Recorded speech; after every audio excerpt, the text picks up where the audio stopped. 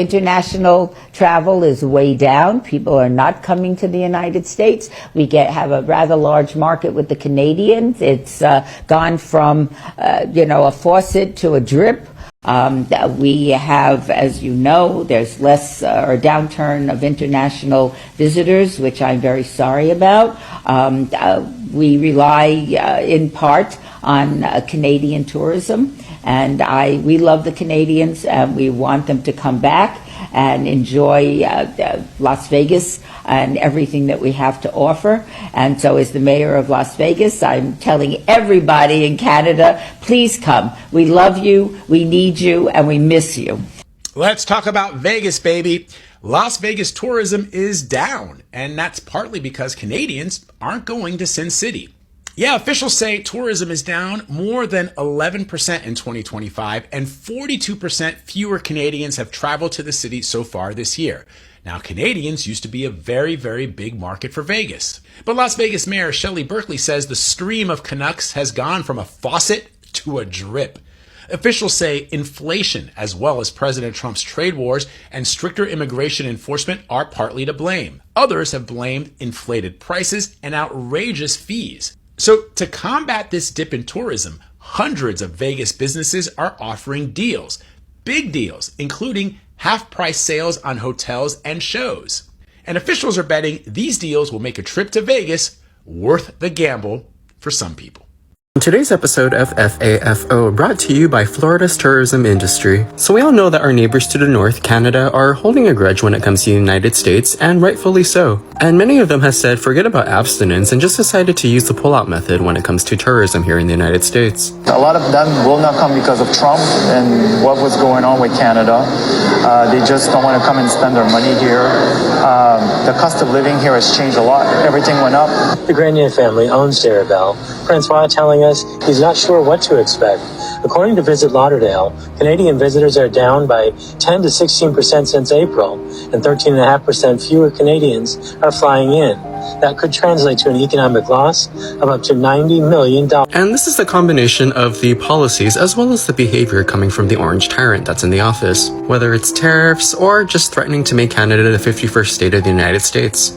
And as you just saw in that clip, travel is down 10 to 16% since April, as well as a drop in air travel by 13.6%. The only thing that I'm aware of that has a bigger drop than that is JLo's popularity.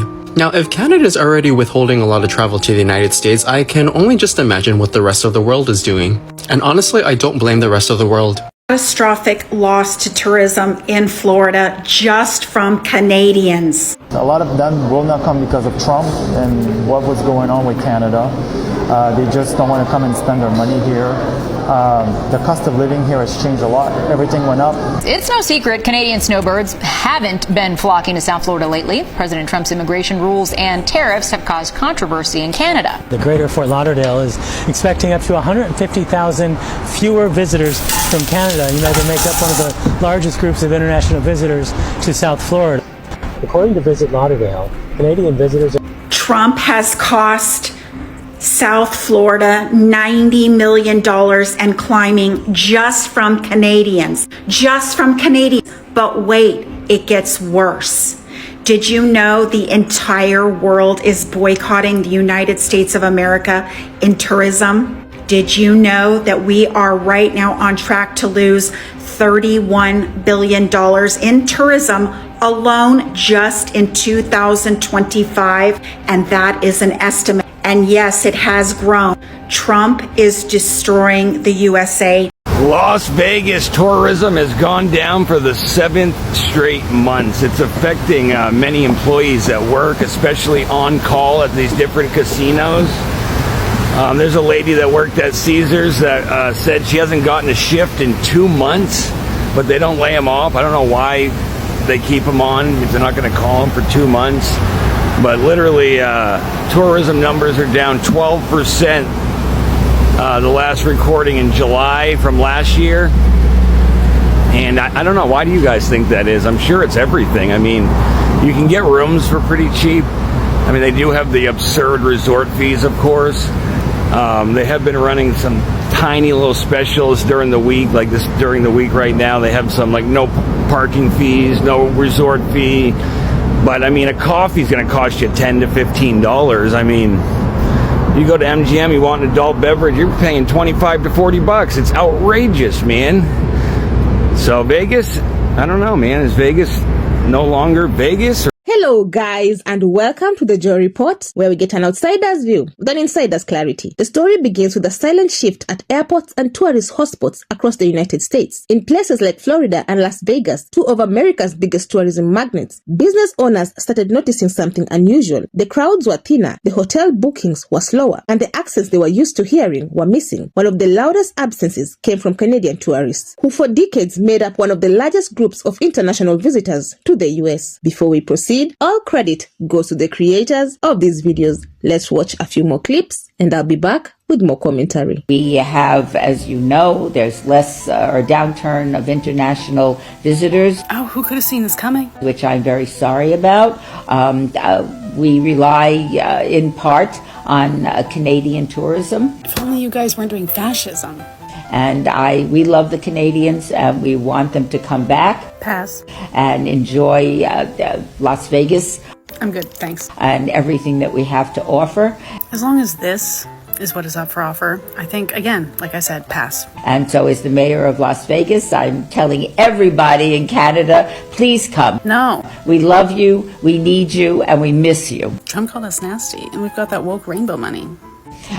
So those are two things. Also, there is a concern that we, not the city of Las Vegas, but gaming industry in general, is nickel and diming people. They don't like it. It's really more of a secondary concern. And I think that's going to self-correct. Yeah, don't do anything, guys. Nature always balances itself out. I mean, if you have to pay $70 for valet parking, you're going to find out very quickly that people don't want to pay $70 for parking. It's not so much the cost of parking and the cost of gambling and the cost of drinking and eating down there.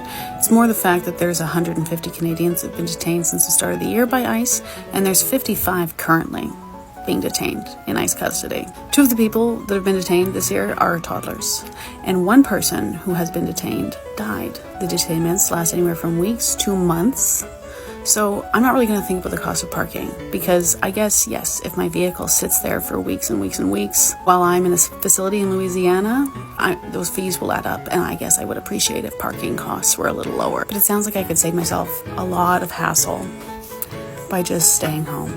It is nice to know we are missed and that our absence is being noticed. So I guess thank you to all of you who also canceled trips this year in order to send a message. It sounds like it's being received.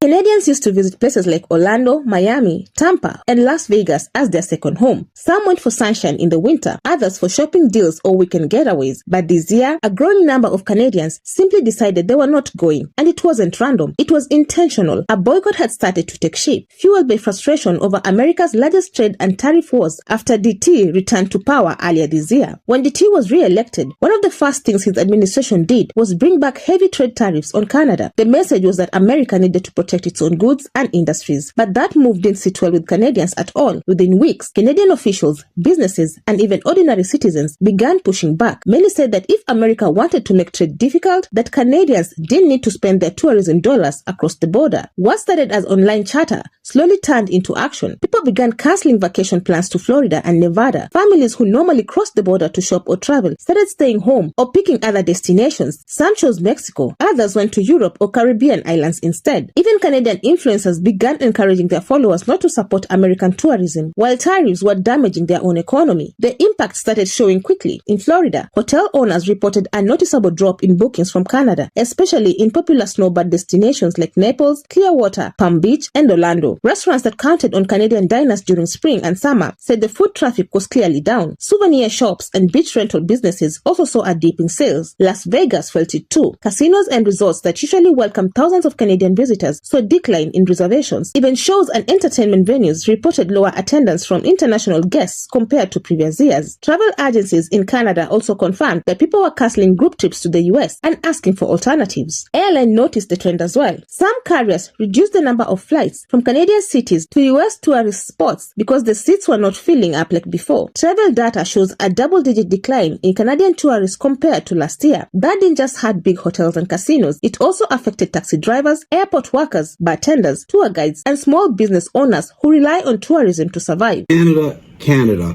I want to thank Donald Trump for the 75.7% decrease in airline bookings from Canadians to the United States. This is from April of 2024 to April of 2025. It is down 75.7%. From approximately 1,218,000 down to less than 295,000 bookings from Canada to the United States from April 2024 to April of 2025, same month each year. And it is predominantly because of Donald Trump. Canadian media has been openly covering this shift. For many Canadians, the boycott is not just about politics, it is about respect and fairness. They feel that if their country is being hit with tariffs on steel, aluminum, or agricultural goods, there is no reason to boost the American economy in return. Some say it is about sending a message in the only language politicians pay attention to: money. Economists in both countries are warning that this trend could hurt border towns and tourism-heavy states the most. Canadian tourists bring in billions of dollars to the US every year. They are among the top spenders on hotels, restaurants, shopping, and entertainment. Losing even a fraction of that spending power can create a ripple effect that slows down local economies. Meanwhile, American businesses and tourism boards are worried. Some are trying to launch new promotions to attract Canadians back with discounts and travel deals. But many Canadians are responding by saying it is not about the price, it is about the principle. Until trade relations improve, they see no reason to support the US economy the way they used to. People in Florida have begun expressing concern, especially small business owners who don't care about politics but rely on tourism to feed their families. Some are asking their local leaders to pressure the federal government to rethink tariffs that are damaging relationships with key neighbors. In Las Vegas, tourism officials are quietly hoping that this boycott doesn't get worse. The irony is that the US government under DT seems focused on punishing foreign trade partners, but the backlash is hitting American workers and cities first. The tension is not only political, it is personal and financial. Canadians are using silence and absence as their strategy. No flights, no hotels, no shopping, no casino weekends. This situation could escalate if the trade war continues through the end of the year. Winter, normally peak season for Canadians heading to Florida, might look very different. Florida without Canadians is like Vegas without gamblers. The gap will be hard to ignore.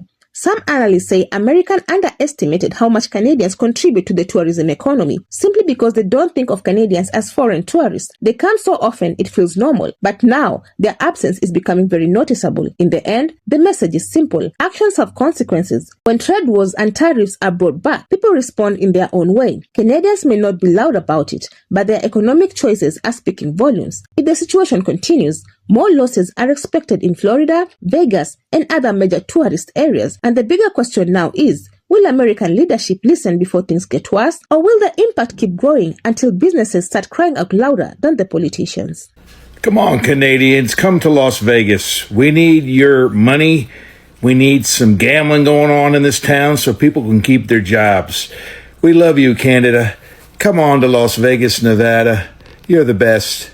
So what do you all think? Do you think the US will recover? And do you think this boycott will force US leaders to rethink their tariff policies? Let me know your thoughts down in the comment section. I would love to keep this discussion going. Otherwise, that's it from me. I also have another video specifically tailored for you. And if you enjoy such kind of content, please click up here and enjoy. Also, consider subscribing, liking and sharing because it helps me grow my channel and helps YouTube recommend this video to a wider audience. But for now, thank you so much for watching. And until the next time, The Joy Report out.